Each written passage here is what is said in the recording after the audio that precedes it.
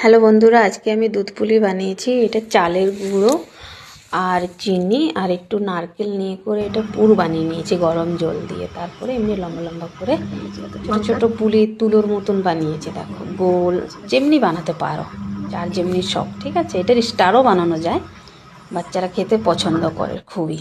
তারপরে এটা খেজুর গুড় আর চিনি নেওয়া হয়েছে। বলতে পারো আপনার চিনি দিয়েও করতে পারো। আর এখানে প্রায় 2 কিলো দুধ, চিনি ঢেলে দিলাম। এখন এটাকে ভালো করে ফুটিয়ে ঘন করব, যত ঘন হবে অত ভালো। তারপরে ঘন হওয়ার পরে পুলিগুলো দিয়ে দিব।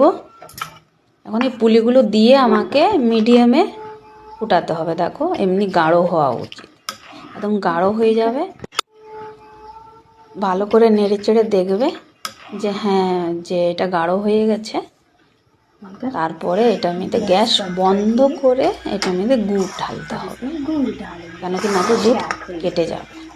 এটার মধ্যে গুড় দিয়ে দিলাম। দেখো সুন্দর এমনি কালারটা এসেছে। তারপরে ঠান্ডা করে বা গরম গরম পরিবেশ করতে পারো।